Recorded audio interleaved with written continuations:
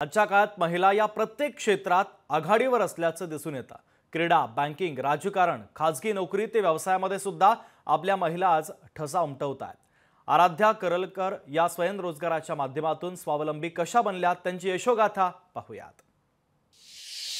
आजच्या काळामध्ये महिला प्रत्येक क्षेत्रात कार्यरत आहेत। अगदी क्रीडा क्षेत्र असेल, सामाजिक क्षेत्र असेल, राजकीय क्षेत्रातही महिला वरचढ आहेत। या संदर्भातच कुडाळ तालुक्यातील बाव गावातील आराध्या अरविंद करलकर यांनी एक वेगळं उदाहरण आजच्या महिलांसमोर ठेवलेलं आहे। त्यांनी स्वयंरोजगाराची कास धरत एक आपलं आर्थिक दृष्ट्या सक्षम होण्याचं एक स्वप्न पार केलेलं आहे। पाहूया।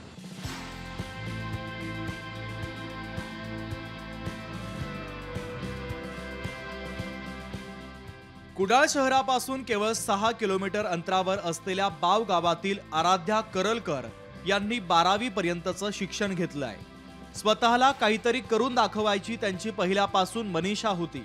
यातून आराध्या यांनी घरीच पोल्ट्री फार्म सुरू करून स्वयंरोजगाराचं पहिलं पाऊल टाकलं। संपूर्ण दिवस पोल्ट्री आणि त्यावेळेत बचत गट निर्माण करण्याचा त्यांनी निर्णय घेतला। आज आराध्या या बचत गटात मागच्या 8 वर्षांपासून सक्रिय आहे। या बचत गटाला व्यवसायासाठी आता बँकाही कर्ज पुरवठा करतात। बचत गटालाही एक योगदान दिलेलं आहे। बचत गटामार्फत सुद्धा बऱ्यापैकी फॅसिलिटी आहेत, त्या महिलांना समजावून सांगते, महिलांना त्याचा उपयोग करून देते आणि त्याच्यामुळे बऱ्यापैकी 10 महिला माझ्या गटात आहेत। त्या 10ही महिला सुद्धा सक्षम आज पायावर उभ्या आहेत। पोल्ट्री व्यवसाय करतायत, त्या छोटे मोठे धंदे म्हणजे कुळीत पिठी, मुगाचे लाडू हे बनवून ते बाजारात विकतायत। बचत गटाच्या माध्यमातून आराध्या करलकर यांनी गावातील अन्य महिलांना एकत्र आणलं।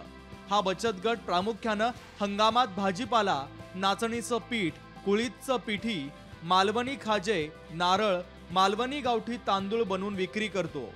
त्यामुळे बचत गटाला आर्थिक फायदा होऊन गावातील महिलांना सुद्धा आर्थिक जोड मिळते आहे। यातच त्यांना कुडाळ शहरात चायनीज सेंटर सुरू करण्याची कल्पनाही सुचली। संध्याकाळी 6 ते रात्री 12 वाजेपर्यंत चायनीज सेंटर चालवताना आराध्या या स्वतः जातीनिशी हजर असतात आणि सगळ्यात महत्त्वाचं यात त्यांना त्यांचे पती अरविंद यांचीही मदत मिळते। एकंदरीत हे तिन्ही व्यवसाय करताना आराध्या करलकर यांनी आपल्या मुलींच्या शिक्षणाकडे दुर्लक्ष केलं नाही। त्यामुळे आज आराध्या यांना बाव गावात चांगला लौकिक प्राप्त झालाय।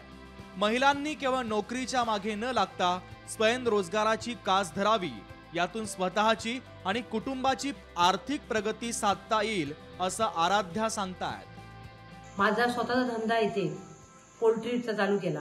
त्या पोल्ट्रीमधून मी स्वतः कोंबडी कापते त्याच्यातल्या जाणून, आणि त्याच्यातनं बऱ्यापैकी इन्कम आहे कोंबडी धंद्यातनं। ते करता करता जोडधंदा म्हणून मी संध्याकाळी 6 नंतर माझा चायनीज सेंटर पण चालू केलेला आहे। 6 ते 12 पर्यंत मी चायनीज सेंटरवर असते।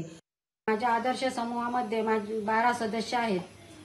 12 सदस्यांना मी बचतीतून त्यांना आर्थिक कर्ज रूपात पैसे देऊन ती आपापला धंदा करतात। त्यामुळे आम्हाला चांगल्यापैकी फायदा आहे।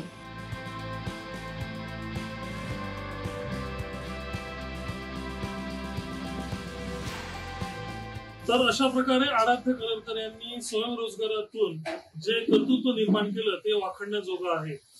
महिला असून सुद्धा आज पोल्ट्री असेल, बचत गट असेल किंवा या चायनीज सेंटरच्या माध्यमातून त्यांनी स्वयंरोजगाराची कास धरली आणि आज समाजात त्यांना एक मानाचं स्थान निर्माण केलेलं आहे।